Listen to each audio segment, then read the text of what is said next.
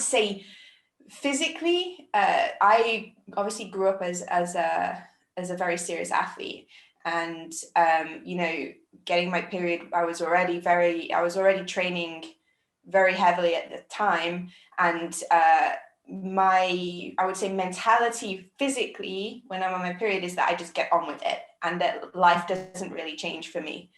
And that's simply because that's what I learned to do, is just to find a way to carry on as normal. We can't miss training back then because of that, so we find a way to keep moving. And actually for me, the physical side, the physical exercise is probably keeping me feeling better actually during that time. And the more normal that I am physically, then the sort of everything feels a bit more normal and calm actually, physically, to do with my period as well. So especially when we're talking about like cramps and things like that. And yoga, since practicing yoga, I've found that like the pain side of it has gone way down. There was actually some times where I actually didn't even know that I was getting my period. I would have like zero pain. And this is something that has, I saw a post on recently from a very good friend of mine who her whole business is to do with connecting with the womb and the feminine energy. Wow, beautiful. And she posted and she said, we shouldn't actually normalize period pain, and it's not supposed to be physically painful, but it often is. Now, this comes into the other side of it. I once read, I believe it was in The Power of Now by Eckhart Tolle. He said that during the time of menstruation is when the pain body is most active for women.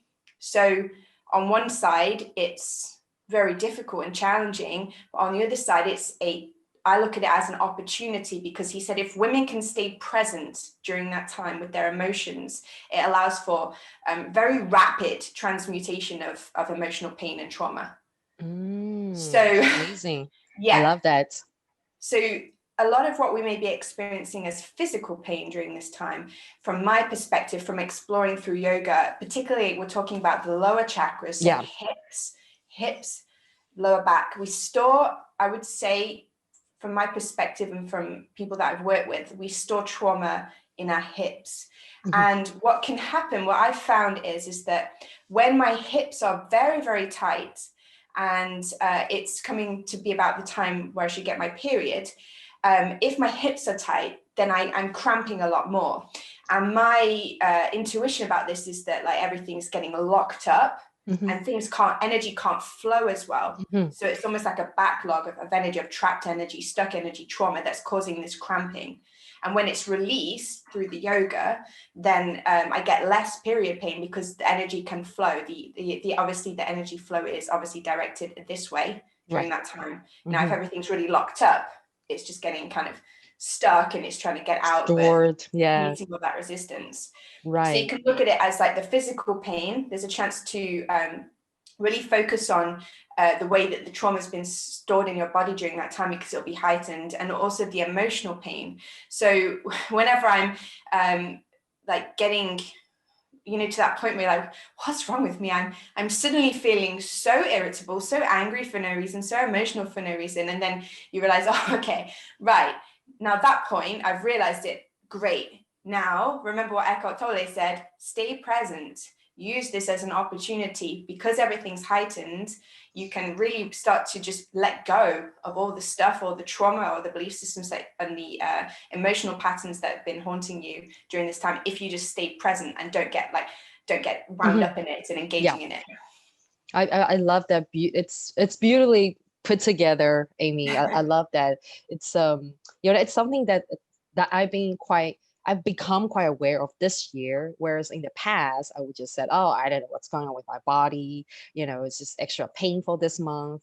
Like, I'm sure a lot of people put down in the comment below if you also go through that fluctuation of some months it's easier, some months it's more painful. And now, especially I've gained a bit more, conscious awareness this year. I've come to realize, and also through our Y4M training, I've come to realize, that a lot of our pain are actually associated with our emotions. And just exactly like what you said here, it's that stuck energy and the stuck emotions stored in our hips that can actually really aggravate, the pain. We become, our senses are more heightened, right? And and this is actually very interesting because I realized that during the time when I'm more uh, mentally, emotionally sort of confused or stuck, my lower back, my chakras, my lower chakras are usually quite, what's the wheels are not spinning, right? Yeah, blocked. They're It's they're exactly blocked. blocked, they're not Yeah. spinning, and as a result of that, I actually physically experience the pain. Yeah. Right. And then so in the past, I'll be like, oh, I'm just more stiff today. Why is it that there are days that I'm completely fine, that there are days I didn't do any physical practice, but why my lower back is so, like so stiff and cramped up, right? So now a lot of it really is, like well explained by you just now, that it's actually to do with our stored, Mm. emotions and the traumas and unresolved, unresolved emotions. Um, Yeah. so that's something that I really feel like massively. And like when we pay attention to our menstrual cycles every month, we can actually keep track. I do recommend everybody to keep a diary, or at least, write it down in your notebook of how each month, what are you experiencing? Because if you look back, say in a year's time, if you look at your, best friend period menstrual cycle diary, you may actually see a pattern there. And that diary may actually reflect what you've been going through that whole year, right? Kind of like a journal, a reflection journal of your emotions, and what are the events happening in your life. And that really gets reflected in how you're behaving, how, the different aches and pains or the Mm. lack of aches and pains you're experiencing. So that's what I want to add to what you just said, and It's interesting. I it think, is, yeah. yeah, that I love that idea. Actually, I'm the one who just pays no attention to it. I think this comes from how I was, let's say raised, but Mm, the athlete culture, which is just get yeah. on with it, and Hmm. that's my programming. So for me, if I'm completely honest, which I always am in this space, um, this, when I am told you're a woman, like my immediate response is, am I? It's very interesting to me. And there's something that I want to explore is that she don't, in a weird way, I don't connect to that feminine aspect of myself, having been an athlete my whole life. So in a way, possibly what might have been happening is that I've like repressed that side of myself, Mm, and it's been pushed to the side so that I can, in a masculine way, just get on with it, like practically speaking, with all of the sport and all of the training. So for me, what's been sort of calling out to me recently is similar to what my friend's doing, which is this womb reconnection. Because even the thought of that is like, no, that's all that like female rights and things like I just can't connect to it. I have a ton of resistance about it. So what's going on? And I think I was listening to Jing just speaking then, and and thinking maybe I should actually like do the journal and and see if it reflects, because this I can probably predict this whole year has just been like so I have no idea, literally, this entire year when I will get my period. It's just literally a surprise month to month. And I think that is just, I've come to accept that, that it's going to take a while to settle. When I look back on periods of my life, which haven't been many, more calm and more balanced, and things in more status quo, and I feel light and at ease, then I remember those times when it was like bang on regular and mostly light and unpainful. Now, going a little bit deeper into what Jane was saying, what was interesting with the lower back, you said you get lower back pain. Now, mhm. from what I've understood, if you're getting pain in your lower back, it's that you feel like you're unsupported. So I would ask, well, maybe if you're feeling like unsupported during that time, like maybe just ask yourself, am I supporting myself?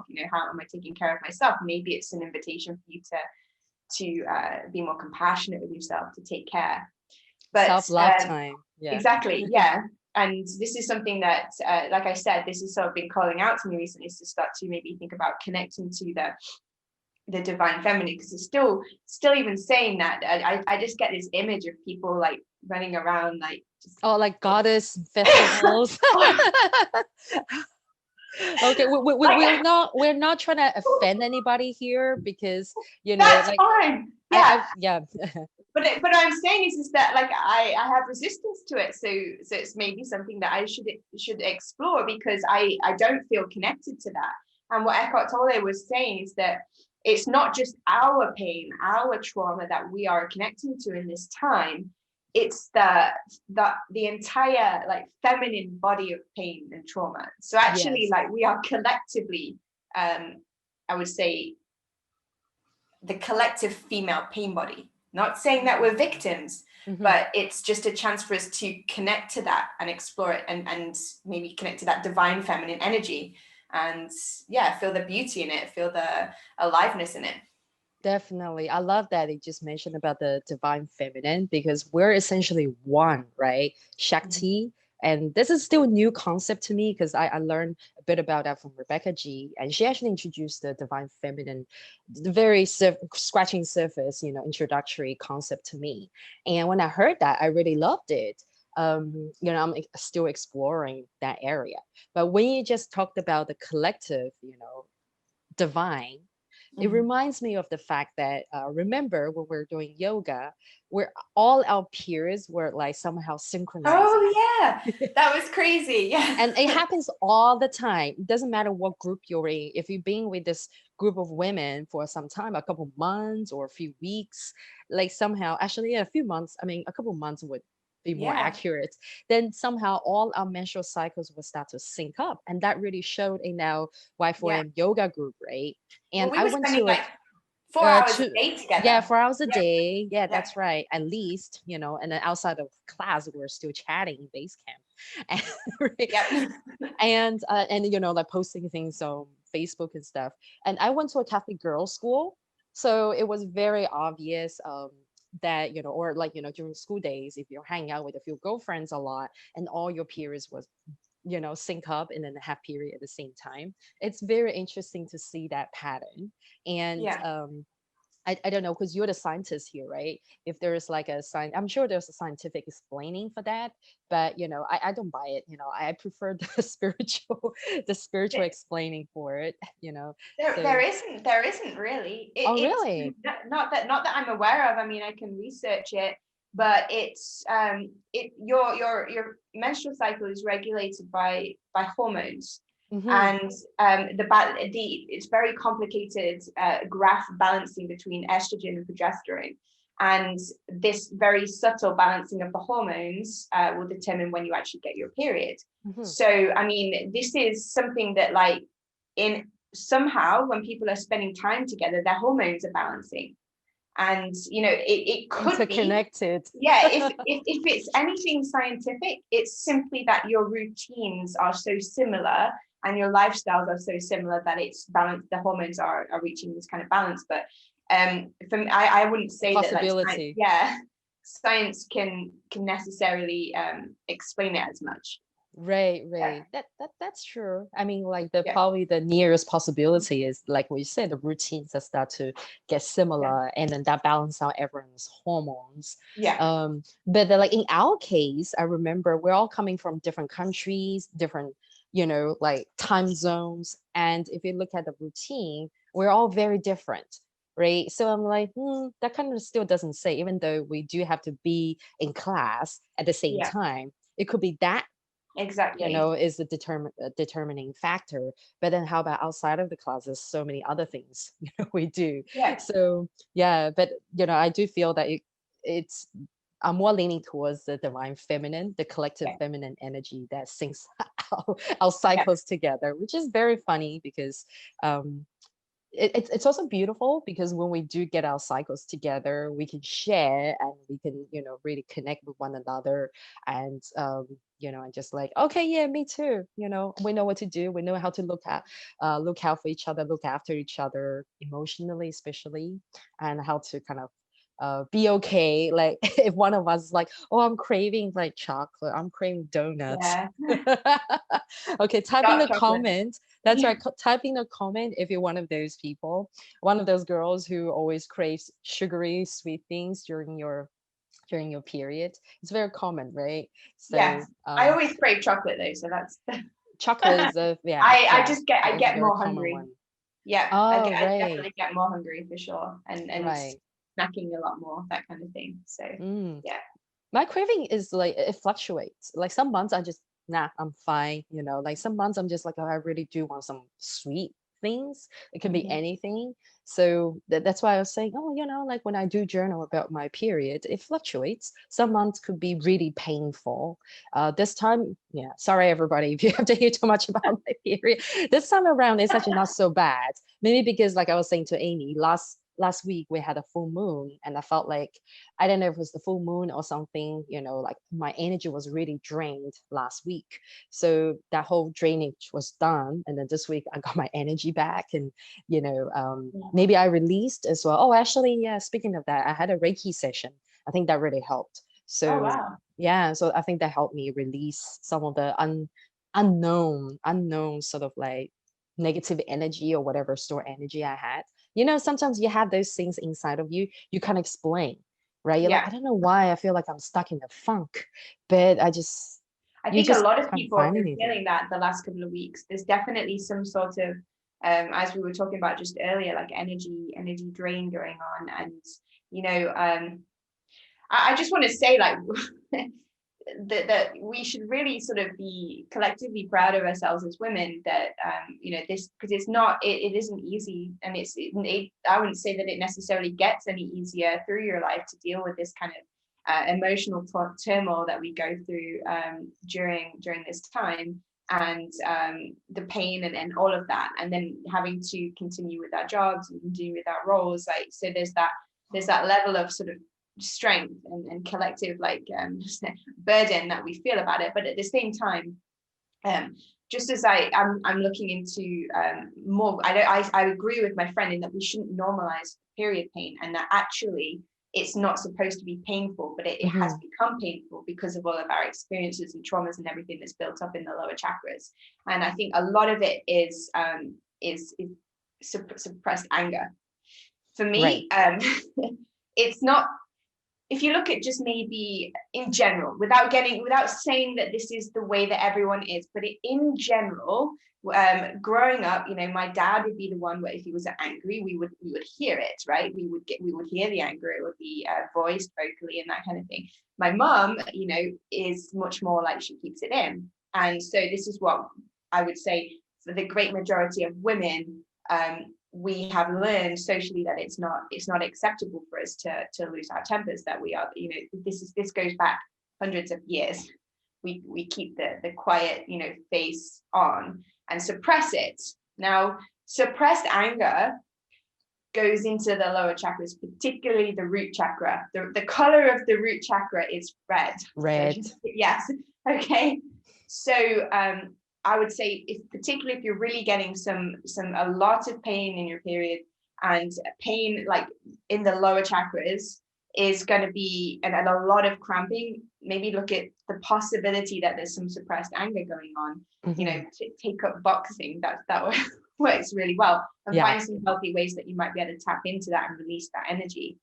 Because I think that the great majority of women would be able to say that just when they're PMSing, they become very irritable, right? I would just say, Mm. like, small things start to bug them, that about their partner or in the family or the close circle of friends, they're just more like volatile and irritable, and that's usually a sign of suppressed anger. So, because Right. when we're angry and we're trying to keep it in, we clench everything in the lower chakras, and these muscles, they have memories, so they store that memory of it. Yeah, I love that, So basically, when we're having, that time of the month, and if we're working with the lower chakra, you can see it as a holistic way of doing anger management, right? Yeah, and exactly. Yeah, and practice your root lock, yeah, your mula bandha, yeah, then exactly. that is anger management. Yeah, Wow, there's a new business idea there. yeah. Anger management during the Yeah. boxing. This was before the first lockdown. I was doing a lot of boxing, and it was just helping me to get out. I'm not saying that we should suddenly let all of our anger out like Oh, and everyone, punch but someone, yeah, right? yeah. Actually, I had it in mind to do a YouTube video on this topic, anger. Let's say anger management, because I don't want to say anger management because anger's got a bad rep, right?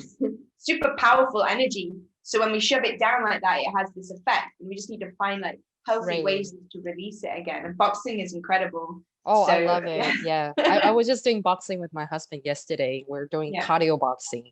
We both love it. You know, you get a good awesome. sweat, but also like the action of punching and kicking, you know, not So that necessarily you have a target, right? Not each other, not each other. You know, we're following a routine, you know, on TV. So yeah. like in, you know, boxing routine.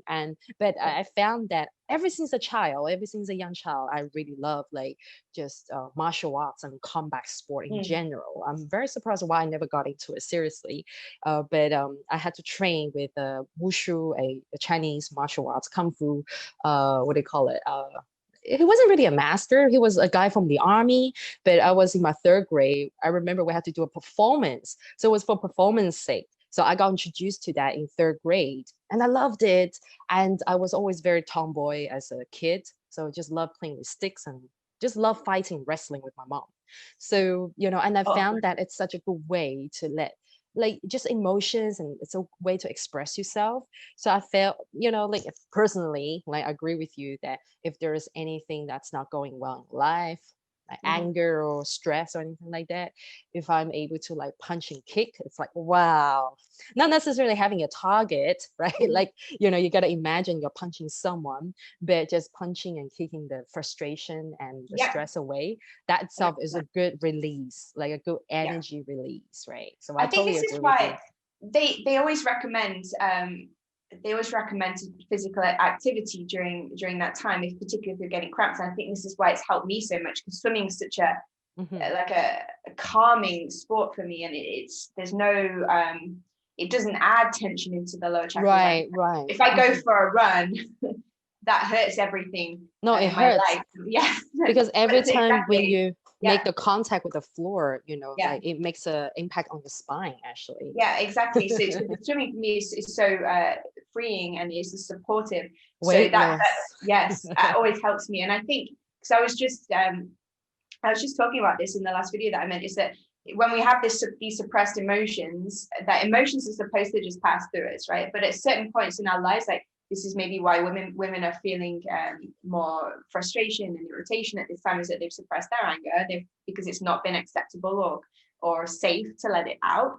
And so it gets stuck there, but it was supposed to just pass through. So these physical activities that we do, because you can't actually destroy energy. Scientifically, you cannot destroy energy. Hmm. You can just either transfer it to a different form, like movement, or Right. dissipate it, like breathe it out, scream it out, Yeah. that kind of thing, dissipate Yeah. it back out into the Hmm. universe. But it's supposed to be released. So when we're doing these intense activities, it's transferring it into movement and dissipating it into like energy outwards. So that's why it feels so good. So I wouldn't be the sort of person to tell people what they should do, because we encourage you to find what works for you. But Hmm. personally for me, I've never been the one to just become immobile during my period. So I just keep going, you know, do carry on as normal pretty much, and keep moving. And I find that just helps me cope with everything. Yeah, it's very beautiful because when you keep your body moving, you're actually allowing the energy to flow than just having them stuck there. But of course, we understand that, you know, for some of us, when you have that intensive, Yeah, massive cramp, you do have to yeah. give yourself the rest, right? Like sometimes we And a just hot curl water up. bottle. Yeah. Exactly, you know, in that Yeah, yeah, situation, right? Then we do yeah. have to give ourselves the rest. And of course, you know, there are some, you know, there are a lot of like different health and fitness advices given to us, like what to do, what not to do, what sort of like movements and like posture to avoid, you know, and what type of exercise are not so like don't do them in a very intense way during the period time. And even like for our yoga practice, we are also given instructions that certain breathing and certain movements may not be, you know, advised during period time, you know, because it could aggravate the pain. And also, I remember one thing that's been like really stuck with me since that time. I went to a women's workshop. It was actually a Kundalini yoga women's workshop from a long time ago, like almost 10 years ago. was very beautiful. And also, I remember we're told that, oh, during your menstrual cycle time, we advise girls not to do any heavy lifting because Mhm. any heavy lifting can actually weaken your pelvis Yeah. muscle, right? The pelvis bones, especially muscles and the bones, right? Especially our pelvic bones. And, as young girls, you may not feel it, but as you age, as you get older, when you have weaker, pelvic bones, then, that actually weakens your entire, system, your entire health. So I remember that. That was my first time hearing it. It was a beautiful, also a divine feminine workshop. And just talking about, the health aspect of our pelvis, right? You know how Yeah. important the pelvis is Sure. for our women. Everything, the energy, it's a ball, right? Yeah. So Very when they mentioned powerful. it is, yeah. So when they Great. mentioned that, I start to pay attention and I start to become really aware of it every month during my cycle. I'm staying away from like heavy lifting. I Mhm. used to do like CrossFit and you know intense workout. So during that time, I would actually be very, very cautious of like how much weight I was lifting, or I would actually avoid that actually because I was so conscious of it. I'll be like, okay, I'll just do like body weights and cardio, other things than actually lifting heavy weights. So that's something I just want to mention. Yeah. Yeah, especially for some, creators out there who love doing heavy weightlifting. Yeah. Mhm. I So, think that makes a lot of sense, and it comes back to what we were talking about with the root chakra and the. So if I actually remember someone asking Grandmaster Akshar about yoga on during period time, and his advice was really helpful. And he said, think of it this way: the energy flow during that time is down and out. If we without getting too graphic, that this is the direction of the energy flow. Okay, so then what's sort of become the norm is, as we're talking with the collective female pain body and the trauma and I believe it's this years and years, hundreds of years, maybe thousands of years of the shame of it, because it's became like it's only really we're lucky these days that the shame side of menstruation is now mhm, we're coming out of that. But if we think like hundreds of years ago, it was yeah, seen as dirty, you should yeah, hide, this is right, yeah right. bad to have, and women are like, this is bad, and it's like a this shouldn't be happening. Hmm. So almost like we kind of clench everything in to try and stop it from happening, and it's gone against the flow of things. So I think this is why in my intuition, in my perception, when I've contemplated that, this is why we're having such it's become normal to have period pain, because it's almost like we've gone against this flow of energy because of the idea that it's wrong or shameful or dirty. Like we try to like this shouldn't be happening. We've clenched everything in. So this is going against the flow of energy, which is to relax and allow it to release out. The energy Mm, should just go back down towards Mother Earth, right? hmm. Where it's come from. And grounding. There's fireworks. Right. So I don't know if you guys can hear the fireworks. But so Oh, when is we it? yeah, that's Oh, fireworks. wow, wow. Apparently, what I'm saying is so important that there's now fireworks. I'm just saying, Sending you a firework. Tuk, tuk, tuk, this tuk, tuk. happened in the Yeah. YouTube video. I said, right, I'm going to tell you something really important, and then Boom, boom, boom. anyway, Okay. so any kind of so this is why some people don't. I still do inversions on my period, but this is why possibly you might want to avoid them, is because it's going against the flow of energy, which is down and out. And this Mm, idea of like heavy lifting and straining, you clench everything in, and it's blocking the energy from going down. I actually remember Rebecca G mentioning that we shouldn't be doing root lock when we're on a period, because you can actually like you'll be clenching the energy in then, mhm, that's and certain certain so the mula bandha, and also certain breathing techniques and pressure, that the one where you put your fists and lean on it, we should mhm. also be doing that, because we want to be relaxing and opening and allowing everything just to the energy to flow Flow. out. Yeah. Yeah, this is why the hip tightness, the lower back tightness is just blocking the natural flow of energy. Right. Yeah. Yeah. So that's very beautiful. So, everyone should take note of that. I just saw while you were talking, I just saw we have a comment coming from Ara saying that I need to move during uh, that time.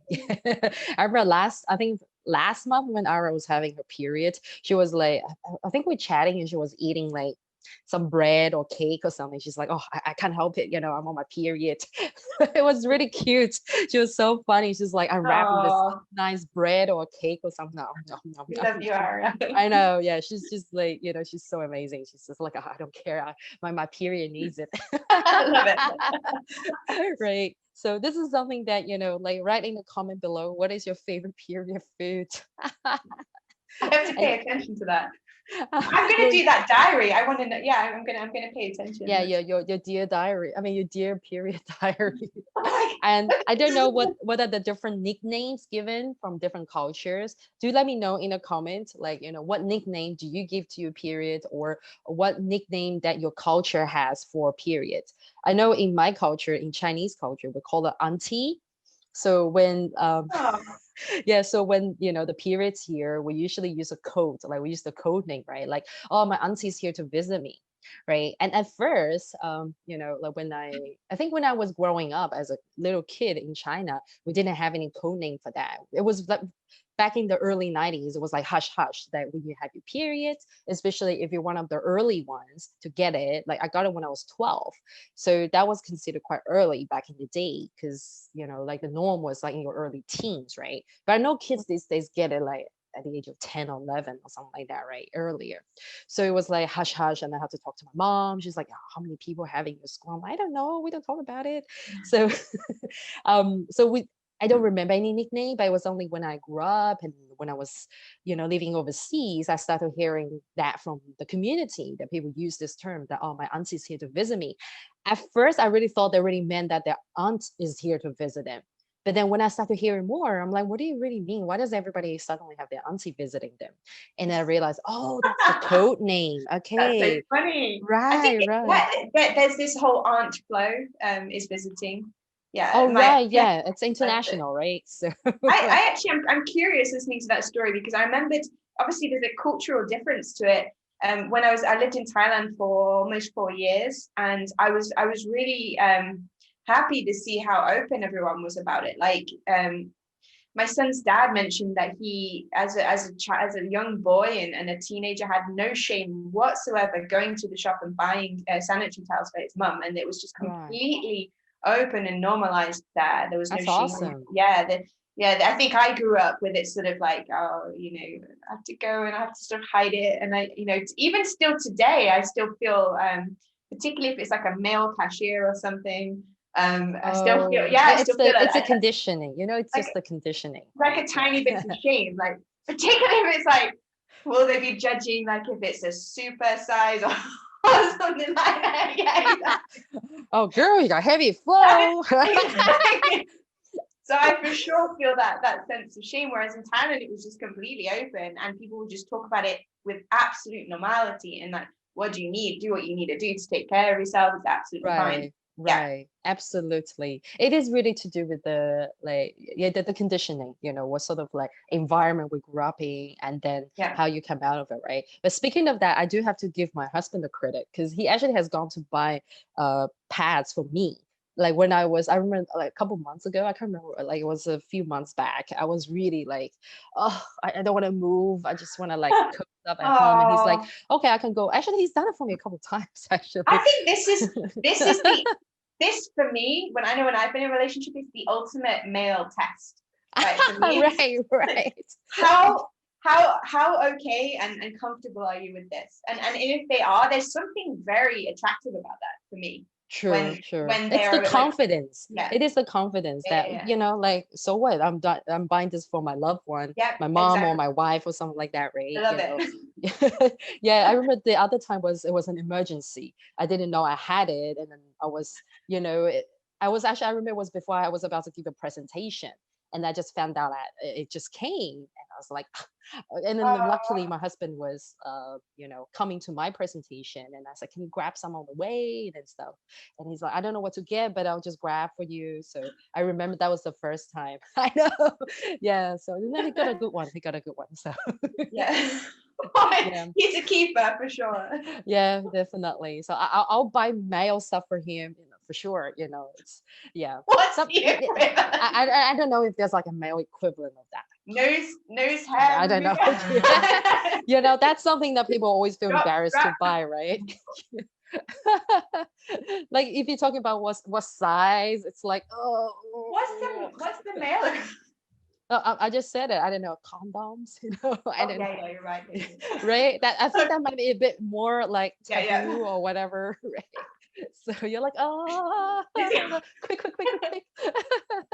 The authenticity of this conversation. I love it. Yeah, yeah, exactly. Well, we should leave that for another day, actually. Like, we Yeah, should totally have a whole topic on sex, like, you know, because sure. it's Go like for for it. so many people, doesn't matter what culture you're from. I'm sure in every culture, even in the Western culture. Oh, that's something I want to quickly mention is that I found that, you know, people have this impression that, oh, you know, things are so open in the West, people are so open-minded. But what I found is that there are a lot of there are a certain aspect in the Western culture that's still very close-minded, Yeah, compared to certain aspects of the Eastern or other, you know, the Eastern culture, right? Just like we were saying in Thailand, I found that, you know, particularly in Thailand, you know, people are very open about, you know, like you said, the period, the pads, and also they're very open about sexuality. yeah, And certain parts of India, certain parts of different, like Eastern culture, people are very open about sexuality in a healthy way, right? yeah. In a spiritual, healthy way. Like the You know, taking the shame out of it. Exactly. exactly, yeah, like it's natural part of like human civilization, human being, right? And you know, we can talk about it next time because I know it's a huge topic and we're Yeah. going to dive into it in a healthy way for sure, holistically and healthy way. And also I heard it was very interesting. I was watching Sadhguru the other day and then he spoke about it and I was like, that's actually very true. You know, how did it become something, you know, like you said, people put shame and all this taboo into it. So so I think our topic is really good leading Yeah. into that. Yeah, for You sure. know, I think because what Jing and I really try and do here is take the shame out of all of the stuff that we've been keeping in our emotions, how we feel. Like we were doing neediness and codependency in our periods. It's just like when there's shame over a certain topic, it has power over you. It's heavier and it's denser than it needs to be. It's like it's blocking the flow of energy, even just like this topic. So what we want to do is allow the energy out, allow all of it out. yeah, definitely. And refresh, have a healthy and strong, what's the word, like open view about, you know, different topics, right? And it's, and also in the well, like, you know, we always link everything back to the wellness, right? Mhm. Because whole life, you know, living a healthy life, living a positive life is about, you know, well-being, your total well-being, about wellness. So all of these, you know, things really do matter. And, you know, we should be able to feel safe Mhm. and support it, you know, when we talk about, you know, all these issues, especially the things that have been troubling women, right? Exactly. So definitely this is something good to explore. Yeah, so I guess, you know, I'll pass it back to Amy and see if she has any final words before we end today's session.